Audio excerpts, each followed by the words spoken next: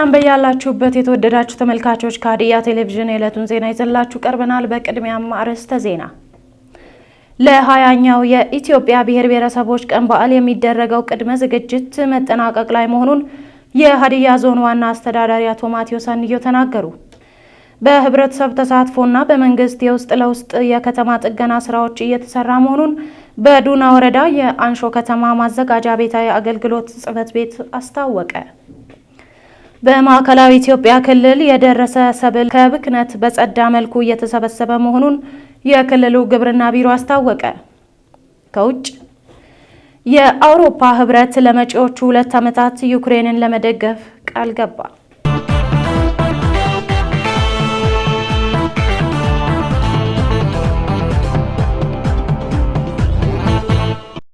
ለዝርዝር ወደ ተመረጡ ዜናዎች አልፈናል። ከዜናዎቹ ጋር ቤተልሔም ደመቀ ነኝ። አብራችሁን ቆዩ። ለ20ኛው የኢትዮጵያ ብሔር ብሔረሰቦች ቀን በዓል የሚደረገው ቅድመ ዝግጅት መጠናቀቅ ላይ መሆኑን የሀዲያ ዞን ዋና አስተዳዳሪ አቶ ማቴዎስ አንዮ ተናገሩ። በዓሉ ከሚከበርባቸው ስፍራዎች አንዱ በሆነው ሀዲ ነፈራ አካባቢ በዋና አስተዳዳሪው ምልከታ ተደርጓል። ዱናሞ ዮሐንስ ተጨማሪ አለው። የክልሉ መቀመጫ የሆነችው ሆሳዕና ከተማ 20ኛውን የብሔር ብሔረሰቦች ቀን በዓል እንድታስተናግድ መመረጧን ተከትሎ በርካታ የቅድመ ዝግጅት ስራዎች እየተደረጉ እንደሚገኝ ይታወቃል። አቶ ማቴዎስ አንዮም በዓሉ ከሚከበርባቸው ቦታዎች አንዱ የሆነውን ሀዲ ነፈራን በጎበኙበት ወቅት የሀዲያ ብሔር ዘመን መለወጫ በዓል መከበሪያ የሆነው ሀዲ ነፈራ ኢትዮጵያ የብሔር ብሔረሰቦች ቀን በዓልና ሌሎች በዓላትን ለማስተናገድ በሚያስችላት ደረጃ የማሻሻል ስራ እየተከናወነ መሆኑን ገልጸዋል። ለ20ኛው ብሔር ብሔረሰቦች እዚህ እንግዳ የምንቀበልበት ራት እዚህ የሚጋበዙበት ፕሮግራም ስላለ አጠቃላይ ነገር ግቢው ምድረ ግቢውን የተሰራ ነው ያለው። ከዚህ አንፃር እየተሰራ ያለው እነዚህ ሼዶቹ ተሰርቶ ኦልሞስት አልቀዋል። እነዚህ መንገዶቹ እየተሰሩ ነው፣ እየተስፋፉ እየተሰራ ነው። ሰዎች የሚቀመጡበት ደረጃዎች እየተሰራ ነው ያለው። እዚህ ፊት ለፊት ደግሞ የባህል ጭፈራዎች፣ ኪነቶች የሚደረግባቸው ቦታዎች የተዘጋጁ ነው ያሉት ነው። ከዚህ አንፃር ይሄ ስራ አጠቃላይ እዚህ ግቢ ውስጥ ያለው ስራዎች እስከ ጥቅምት 30 ድረስ ጨርሰን ማውጣት አለብን። ከዛ በላይ መሄድ የለብንም ብለን እየተነጋገርን ያለ ነው።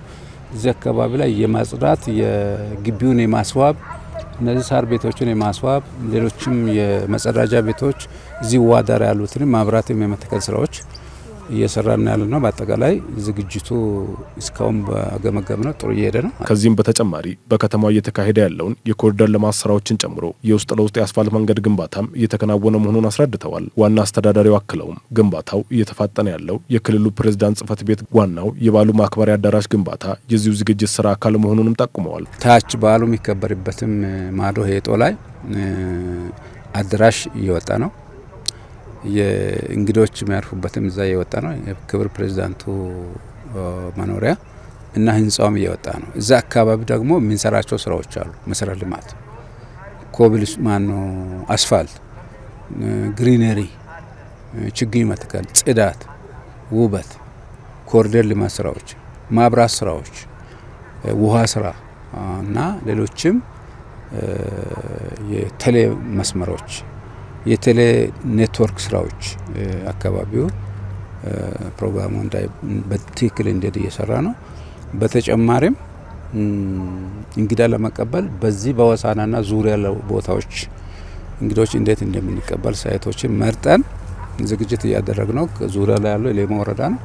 ዞንና ሌማ ወረዳ ተቀናጅተን ከክልል ተቀናጅተን በየበሩ እንግዳ እንዴት እንቀበላለን የሚል ዝግጅት እየተደረገ ነው ያለው። አቶ ማቴዎስ አክለውም በቅርቡ ግንባታቸው የሚጠናቀቁ ደረጃቸውን የጠበቁ ሆቴሎችን ጨምሮ በቂ የእንግዳ ማረፊያ መዘጋጀቱን አስታውቀው ይህንን የዝግጅት ሂደት የሚከታተል ቡድን በዞንና በክልል ደረጃ መዋቀሩንም ገልጸዋል። በዓሉን ለማክበር በርካታ እንግዶች ወደ ዞኑ እንደሚገቡ የገለጹት ዋና አስተዳዳሪው ይህም አካባቢውን ከማስተዋወቅም በላይ ለዞኑ ነዋሪዎች ኢኮኖሚያዊ ተጠቃሚነትን የሚያጎናጽፍ መሆኑን አስረድተዋል ሲል ባልደረባችን ሙሉ ዓለም ቀጭኖ ይዘግባል።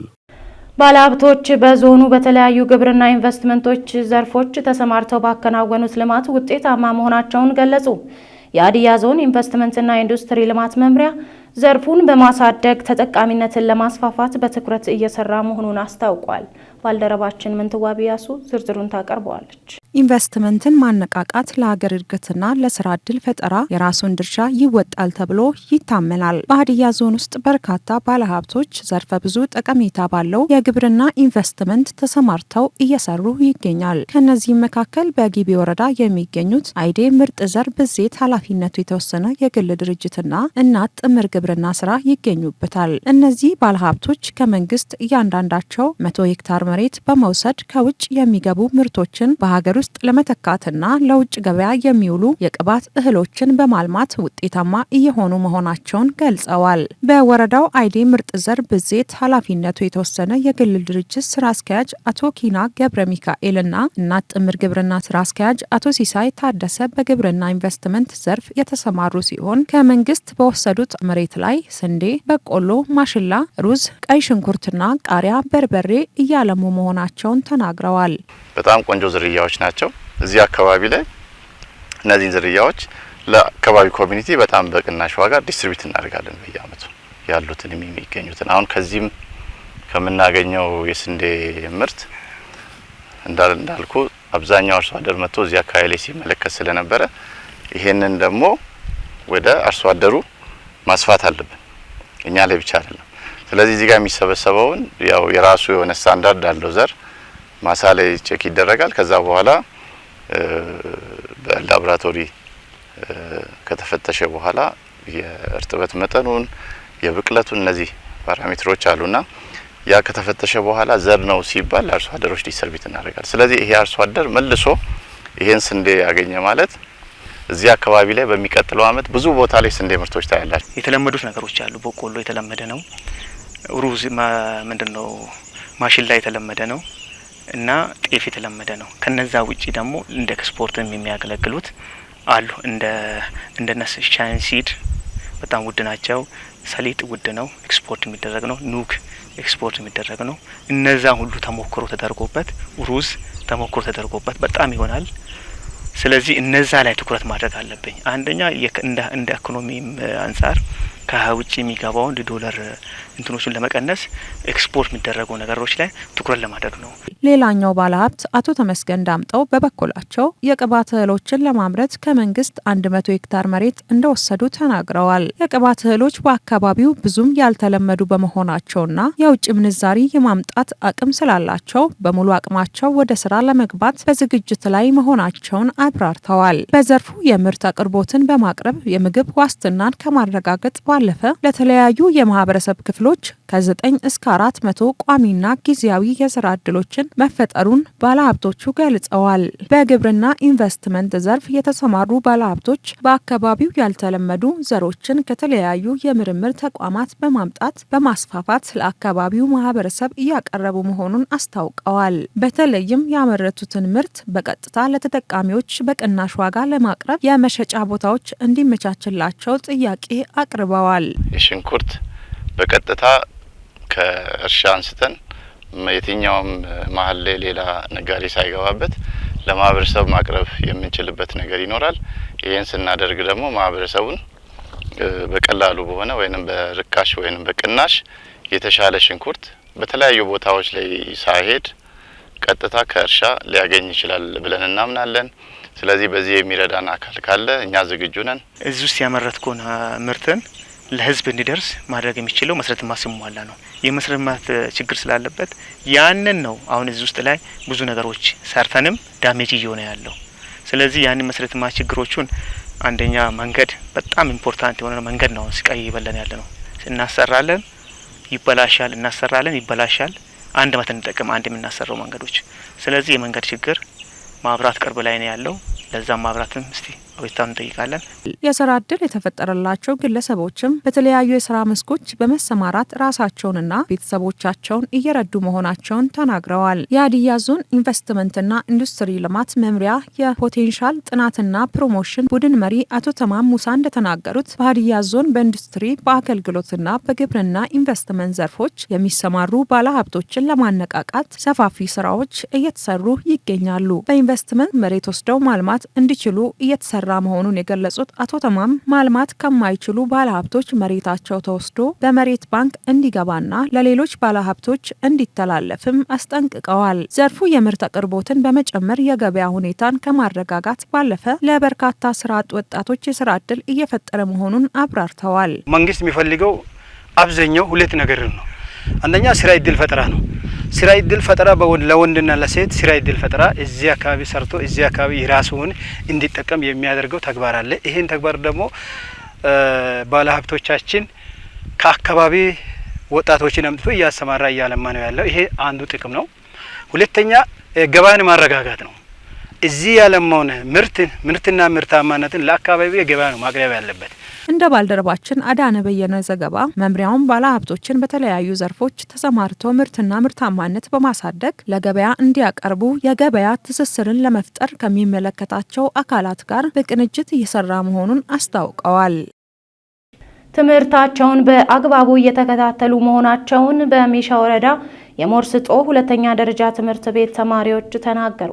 ለምለም ዩኤል ተጨማሪ አላት። ሀዲያ ቴሌቪዥን በሀዲያ ዞን በሚሻ ወረዳ በሞርስጦ ከተማ ሁለተኛ ደረጃ ትምህርት ቤት በመገኘት የ2018 የትምህርት ዘመን ቅኝት አድርጓል። በቅኝታችን ወቅት ያነጋገርናቸው የሞርስጦ ሁለተኛ ደረጃ ትምህርት ቤት ተማሪ የሆኑት ተማሪ መድኃኒት ኃይሌና ተማሪ ጳውሎስ አዳነ እንደገለጹት ለ2018 የትምህርት ዘመን በቂ ቅድመ ዝግጅት ሲያደርጉ መቆየታቸውን ገልጸው የትምህርት ሂደቱን በጥሩ ሁኔታ እየተከታተሉ እንደሚገኙ ተናግረዋል። ተማሪዎቹ አክለውም ሁሉንም የትምህርት አይነት በተሟላ ሁኔታ እየተማሩ መሆኑን ገልጸው የትምህርት መጀመርን ተከትሎ በትምህርታቸው ውጤታማ ለመሆን እንደሚተጉ አንስተዋል። አሁን ሙሉ ነገር እያገኘን ነው፣ እየተማርን ነው።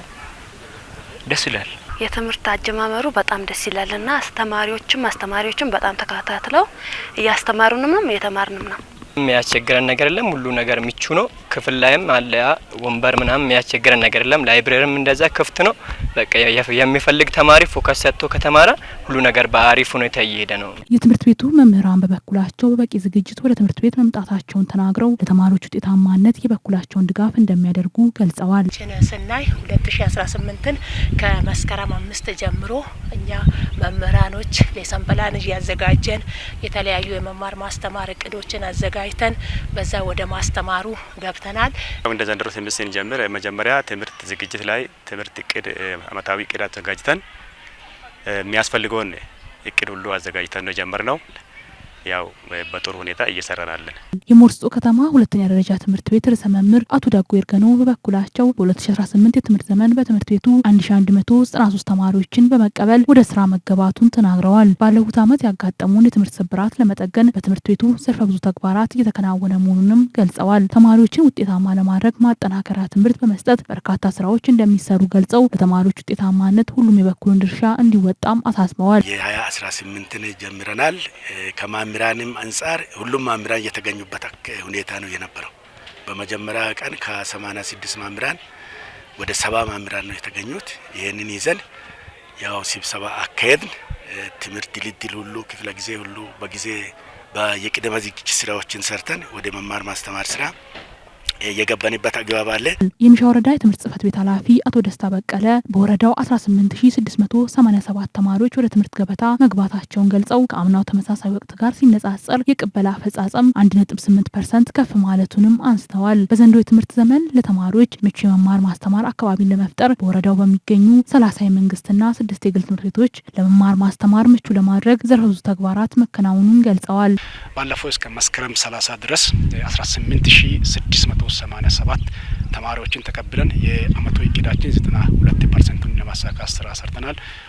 ከአምና ተመሳሳይ ወቅት ጋር ሲነጻጸር የቅበላ አፈጻጸማችን በ1.8% ጭማሪ አሳይቷል። የአምና አፈጻጸማችን 89.2% ነበረ። ዘንድሮ 92% ቅበላ የመፈጸም ስራ ሰርተናል። በወረዳው የተማሪዎችን ውጤት ለማሻሻልም የማጠናከሪያ ትምህርት በትኩረት እንደሚሰጥ ገልጸው የትምህርት ስብራትን ለመጠገንና ጥራት ያለው ትምህርት ተደራሽ በማድረግ ተወዳዳሪና አምራች ዜጋ ለማፍራት ሁሉም ባለድርሻ አካላት ተቀናጅቶ ኃላፊነቱን ሊወጣ ይገባል ብለዋል። እንደ ወረዳችን ያው የተማሪዎችን ውጤት ለማሻሻል እንደ አንደኛና መካከለኛ ደረጃ ትምህርት ቤቶች በሳምንት አንድ ቀን ቅዳሜ የረፍት ቀናቸውን በክላስተር ደረጃ ላይ በተሻሉ መምህራን እና ጎበዝ ተማሪዎችን ከክላስተር ካሉ ትምህርት ቤቶች ሰብስበን የማስተማር ስራ ልንጀምር እቅድ እያደረግን ያለው ከሚመለከታቸው ርዕሰ መምህራንም ጋር ውይይት አድርገናል። እንደ ሁለተኛ ደረጃ ትምህርት ቤቶች በሶስቱም አጠቃላይ ሁለተኛ ደረጃ ትምህርት ቤቶች ላይ ጎበዝ ተማሪዎች ተመርጠው ካሉት መምህራን የተሻሉ መምህራን ተመርጠው ለነዛ ተማሪዎች ለነዛ መምህራን ልዩ ኢንሴንቲቭ እየተሰጣቸውና በሳምንት አንድ ቀን የማጠናከሪያ ትምህርትን ሬጉላርሊ እንዲማሩ የማድረግ ስራ ለመስራት አቅደናል። በህብረተሰብ ተሳትፎና በመንግስት የውስጥ ለውስጥ የከተማ ጥገና ስራዎች እየተሰራ መሆኑን በዱና ወረዳ የአንሾ ከተማ ማዘጋጃ ቤታዊ አገልግሎት ጽሕፈት ቤት አስታወቀ። ምንትዋብ ያሱ ከተማውን ለነዋሪዎች ምቹ ለማድረግ በመንግስትና በህብረተሰብ ተሳትፎ ዘርፈ ብዙ ስራዎች እየተሰራ መሆኑን ተገልጿል። በዱና ወረዳ የአንሾ ከተማ ማዘጋጃ ቤታዊ አገልግሎት ጽሕፈት ቤት ስራ አስኪያጅ አቶ አብርሃም አበራ እንደገለጹት በከተማው የተለያዩ የመሰረተ ልማት ስራዎችን ለመስራት ታቅዶ እየተሰራ መሆኑን አንስተው ከእቅዱ አንዱ የሆነውን የከተማ የውስጥ ለውስጥ ጥገና ስራ መጀመሩን አብራርተዋል። የተጀመሩ የልማት ስራዎች በህብረተሰቡ ዘንድ ከፍተኛ መነቃቃት መፍጠሩን ጠቅሰው በከተማው በተቋማት እንዲሁም በግለሰቦች የተያዙ ይዞታዎችን አሰራርን በተከተለ መልኩ በመለየት ወደ ገቢ ምንጭነት በመጠቀም የህብረተሰቡን መሰረተ ልማት ጥያቄዎችን በስፋት ለመመለስ ታቅዶ እየተሰራ ነው ብለዋል። ባለፈው በጀት ዓመት በከተማው በህብረተሰብ ተሳትፎና በመንግስት የውስጥ ለውስጥ የመንገድ ከፈታ ስራዎችና የመንገድ ዳር መብራቶች ፓውዛ የተከናወነ መሆኑን የገለጹት ስራ አስኪያጁ ከህዝቡ ጋር የልማት ጥያቄዎችን በመፍጠር ቀሪ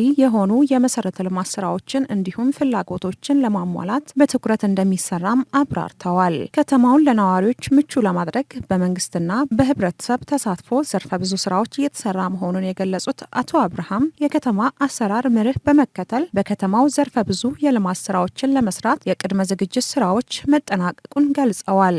በዱና ወረዳ የአንሾ ከተማ ማዘጋጃ ቤታዊ አገልግሎት ጽሕፈት ቤት አስተዳዳሪ አቶ ተከተል ዳንሶ በበኩላቸው በከተማው ውስጥ አልፎ አልፎ የሚስተዋለውን ህገወጥ አሰራሮችን በተለይም ህገወጥ ቤቶችን እንዲሁም ህገወጥ የመሬት ወረራ ለመቆጣጠር ምቹ ሁኔታ በመፍጠር የተሻለ ከተማን ለትውልድ ለማስተላለፍ በቁርጠኝነት እየተሰራ መሆኑን ተናግረዋል። በከተማው አልፎ አልፎ የሚገኙ ህገወጥ ቤቶች ህጋዊ በማድረግ ወደ ገቢ በመቀየር የልማት ስራዎችን ለማሳለጥ እየተሰራ እንደሚገኝ ገልጸው ይህም ለከተማ መሰረተ ልማት ስራ ምቹ አጋጣሚ እንደሚፈጥር አስገንዝበዋል። በያዝነው በጀት ዓመት በከተማው የውሃና የመብራት መስመር ዝርጋታ ስራዎች ህብረተሰቡ በሚፈልገውና ተገቢ አገልግሎት በሚሰጠው ልክ ባልደረሰባቸው አካባቢዎች ተደራሽ ለማድረግ በርካታ የቅድመ ዝግጅት ስራዎች እየተሰራ መሆኑን አቶ ተከተል ዳንሶ አብራርተዋል። አቶ ተከተል ጨምረውም በ2018 በጀት ዓመት በከተማው በርካታ ተግባራትን ለማከናወን እየተሰራ መሆኑን ገልጸው የሚከናወኑ ስራዎች በሙሉ በየደረጃው ከህብረተሰቡ ጋር በመወያየት በቅንጅት እንደሚሰራ ገልጸዋል። በተያዘው በጀት ዓመት ለገቢ አሰባሰብ ስራ ከፍተኛ ትኩረት ተሰጥቶ በመስራት የልማት ጥያቄዎችን ለመመለስ ከህብረተሰቡ ጋር ከመቼውም ጊዜ በላይ በጥምረትና በቁርጠኝነት እንደሚሰራ አቶ ተከተል ዳንሶ አብራርተዋል ሲል የዱና ወረዳ መንግስት ኮሚኒኬሽን ጉዳዮች ጽሕፈት ቤት ዘግቧል። በማዕከላዊ ኢትዮጵያ ክልል የደረሰ ሰብል ከብክነት በጸዳ መልኩ እየተሰበሰበ መሆኑን የክልሉ ግብርና ቢሮ አስታወቀ። ምህረት መለሰ ተጨማሪ አላት።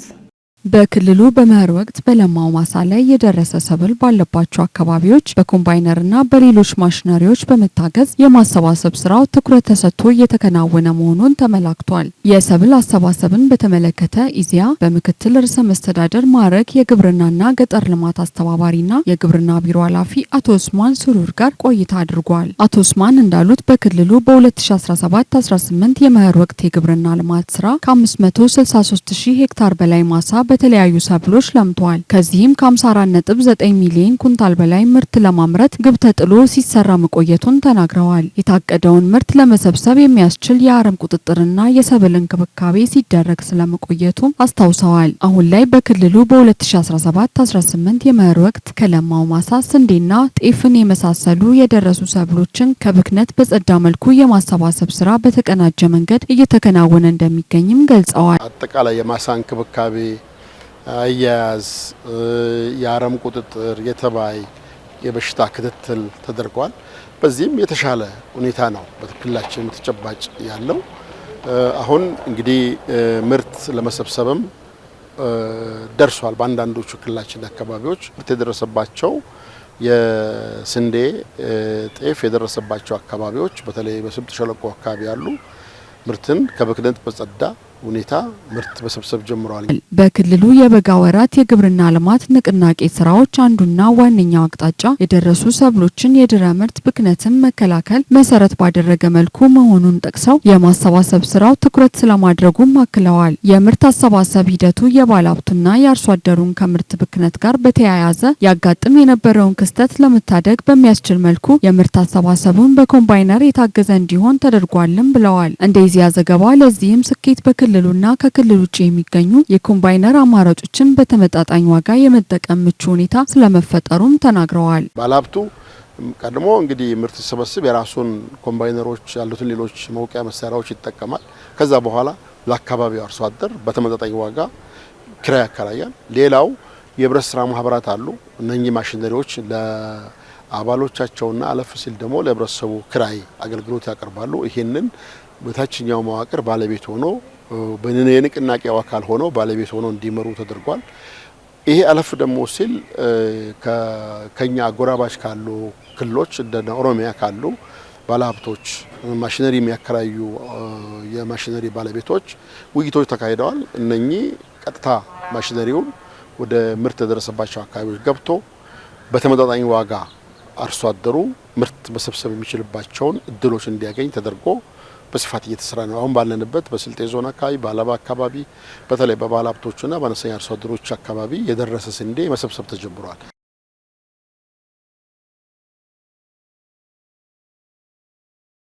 የአምራች ኢንዱስትሪው በሀገራዊ እድገት ውስጥ የሚጠበቅበትን ሚና እንዲወጣ አስፈላጊው ድጋፍ እንደሚደረግ የሕዝብ ተወካዮች ምክር ቤት አፈ ጉባኤ ታገሰ ጫፎ ገለጹ። ተጨማሪ አለ። የሕዝብ ተወካዮች ምክር ቤት አመራሮችና አባላት በኢንዱስትሪ ፓርኮች ልማት ኮርፖሬሽን የቦሌ ለሚ ልዩ ኢኮኖሚ ዞንን ጎብኝተዋል። በተጨማሪም የምክር ቤቱ አመራሮችና አባላት የኤኤምጂ ሆልዲንግስ የስራ እንቅስቃሴን ተመልክተዋል። የሕዝብ ተወካዮች ምክር ቤት አፈ ጉባኤ ታገሰ ጫፎ በዚህ ወቅት እንዳሉት ጉብኝቱ የኢንዱስትሪዎችን የስራ እንቅስቃሴና ያሉበትን ደረጃ ለመመልከት ዓላማ ያደረገ ነው ብለዋል። እሴት የተጨመረበት ቡና ለውጭ ገበያ በማቅረብና በብረታ ብረት ምርት ላይ የተሰማራ ኤኤምጂ ሆልዲንግስ ኢንዱስትሪ ፓርክ ጉብኝት የተከናወነው ጠቅላይ ሚኒስትር ዶክተር አብይ አህመድ ባቀረቡት ጥሪ መሰረት መሆኑንም ተናግረዋል። አፈጉባኤው በጉብኝታቸው መደሰታቸውን ገልጸው ራዕይ ያለው ምን መፍጠር እንደሚችል ተመልክተንበታል ብለዋል። በዘርፉ የሚስተዋሉ ማነቆችን ለመፍታት የተጀመረው የኢትዮጵያ ምርታማ ንቅናቄ የኢትዮጵያ ታምርት ንቅናቄ የኢንዱስትሪዎችን ውጤታማነት እያረጋገጠ እንደሚገኝ መመልከታቸውን ጠቅሰዋል። የአምራች ዘርፉ የውጭ ምንዛሬን በማዳንና ሰፊ የስራ ዕድል በመፍጠር ከፍተኛ ኢኮኖሚ አስተዋጽኦ እያበረከተ መሆኑንም አመላክተዋል። በርካታ አምራች ኢንዱስትሪዎች ተዘግተው ነው የነበሩት።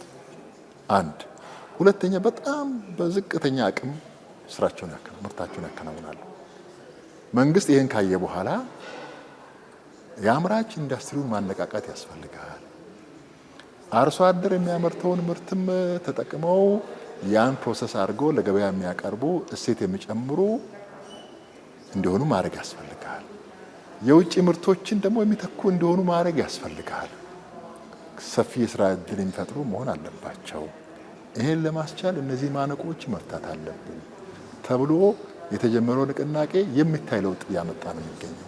ምክር ቤቱ የዘርፉን እድገት የሚያረጋግጡ የህግ ማዕቀፎችን ማሻሻሉን ጠቅሰው አምራች ኢንዱስትሪዎች በሚደረግላቸው ክትትልና ድጋፍ ተጠናክረው እንዲወጡ ይሰራል ብለዋል። የዘርፉን እድገት ለማረጋገጥ የተጀመሩ ስራዎችን ማጠናከር እንደሚገባ አስገንዝበው ለዚህ ደግሞ ምክር ቤቱ አስፈላጊውን ድጋፍ እንደሚያደርግም አረጋግጠዋል። የህዝብ ተወካዮች ምክር ቤት በህግ ማዕቀፍም በርካታ ህግ ማዕቀፍ አሻሽለናል። ለዚህ የሚሆኑ ህጎችን አሻሽለናል። በክትትልና ቁጥጥር ስራችን፣ ድጋፍ ስራችን ተቋማት ተጠናክሮ እንዲወጡ እንፈልጋለን። ይህን እገዛ ለማድረግ በእኛ በኩል ዝግጁ ነን። ይህን በማድረግ ውጤታማ ስራ ሰርተን አገራችንን እናበለጽጋለን። የህዝብ ተወካዮች ምክር ቤት ምክትል አፈ ጉባኤ ሎሚ በዶ በበኩላቸው መንግስት ብዝሃ ኢኮኖሚን ለማረጋገጥና ሀገርን ለማበልጸግ ከያዛቸው ዘርፎች አንዱ ኢንዱስትሪ መሆኑንም ገልጸዋል። በጉብኝታቸውም የሚያበረታታ ስራ መመልከታቸውን ጠቅሰው አፈጻጸሙ ለሌሎች ኢንዱስትሪዎች በተሞክሮነት የሚወሰድ መሆኑንም ተናግረዋል። በተጨማሪም እንደ ሀገር የእድገት የብልጽግናና የማንሰራራት ጉዟችን በትክክለኛው መስመር ላይ እንደሚገኝ ለመመልከት ችለናልም ብለዋል። ብለዋል። ሌሎች ኢንዱስትሪዎችም ተሞክሮን በመጋራት አካባቢ ዜጋንና ትውልድን ለማሻገር መንቀሳቀስ እንዳለባቸውም አስገንዝበዋል። ምክር ቤቱ በሁለንተናዊ መልኩ አስፈላጊውን እገዛ እንደሚያደርግም አስታውቀዋል። ሌሎች ኢንዱስትሪዎችም ከነዚህ በመማር ሀገርን ማዕከል በማድረግ አካባቢን፣ ዜጋን፣ ትውልድን መለወጥ ማሻገር በሚችል ደረጃ የበኩላቸውን እንዲወጡ በዚህም ሂደት ውስጥ ምክር ቤቱ በሚያወጣቸው ሕጎች በሚያደርገው ክትትልና ቁጥጥር በሚያደርገው የዲፕሎማሲ ስራ ውስጥ የበኩሉን እንደሚወጣ በዚሁ አጋጣሚ ለመግለጽ ፈልጋለሁ። የኢንዱስትሪ እድገት የሚረጋገጠው በቅንጅታዊ ጥረት መሆኑን የገለጹት ደግሞ የኢንዱስትሪ ሚኒስትር ዴኤታ ታረቀኝ ቡልልታ ናቸው። ለማደግና ለመበልጸግ የእድገት መስመሩ ኢንዱስትሪ መሆኑን ጠቅሰው ምክር ቤቱ ዘርፉን ወደ ተሻለ ደረጃ ለማሸጋገር የጀመረውን እገዛ አጠናክሮ እንዲቀጥል ጠይቀዋል። እንደ ኢዜአ ዘገባ ቀጣይነት ያለው እድገት እንዲረጋገጥና የዘርፉ ተወዳዳሪነት እንዲጨምር በኢንዱስትሪያላይዜሽን ላይ የተጀመረው ርብርብ በሁሉም አቅጣጫ መጠናከር አለበት ብለዋል። እድገት እንፈልጋለን፣ ብልጽግና እንፈልጋለን፣ መለወጥ እንፈልጋለን። የእድገት መስመሩ ደግሞ ኢንዱስትሪ ነው። እያደጉ ያሉ ሀገራት መንገዳቸው ኢንዱስትሪ ነው። ያደጉት ሀገራት ያደጉበት ኢንዱስትሪ ነው። ስለዚህ እኛ ሌላ አማራጭ የለም። በተለይ እድገቱ ቀጣይነት እንዲኖረው ከተፈለገ፣ ተወዳዳሪ እንዲሆን ከተፈለገ አሁን የጀመርነውን የኢንዱስትሪያላይዜሽን ርብርባችንን በሁሉም አቅጣጫ አጠናክረን መቀጠል ነው ያለብን።